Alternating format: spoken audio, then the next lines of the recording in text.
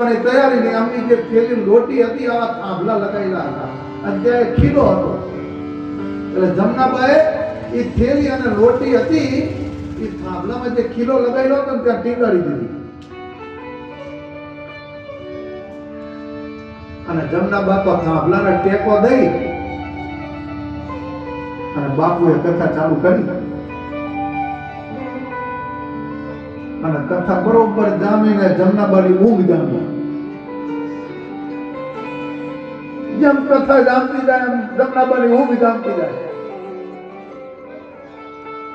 જમનાબા તો સૂઈ ગયા.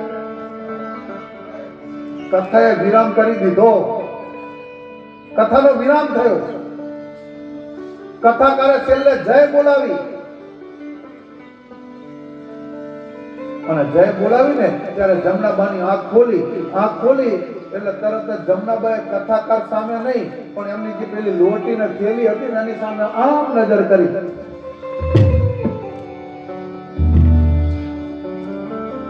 અને લોટી અને થેલી જ્યાં નજર કરી તો આ લોટી કોક લઈ અને મંડપમાંથી નીકળી ગઈ. અને જમનાબાએ તો કથા મંડપમાં ઉપાડો કર્યો. બધી બહેનોને કે તમે મને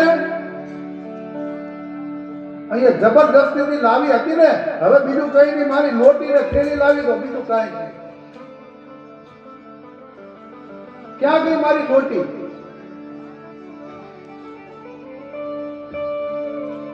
હવે તમે લોટી લાવી આપો. અને જમનાબાને બીજી કોઈ વાત યાદ જ ના પડે.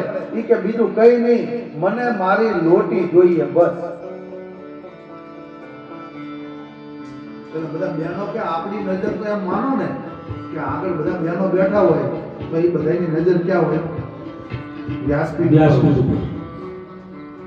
પણ આ મહારાજ આમ કથા વાંચતા હતા બાપુ, એટલે બાપુની નજર આ બાજુ હતી. તો આપણે બાપુને જ પૂછીએ તો કે બાપુ આ લોટી કોણ લઈ ગઈ? બાપુને ખબર હશે એમ કે બાપુને ખબર હશે કે લોટી કોણ લઈ ગઈ. એટલે બાપુ તો કથા વિરામ કરી અને નીચે ઉતરતા હતા. બધી બહેનોએ પૂછ્યું કે બાપુ આ લોટી કોણ લઈ ગયું? હવે મહારાજને બોલવું નતું પણ અનાયાસે મહારાજ બોલી ગયા કે કોઈ નારાયણ નામનો છોકરો છે ને એ લોટી લઈ અને આ મંડપમાંથી નીકળી ગઈ. આજે બધી બહેનો ભેગી મળી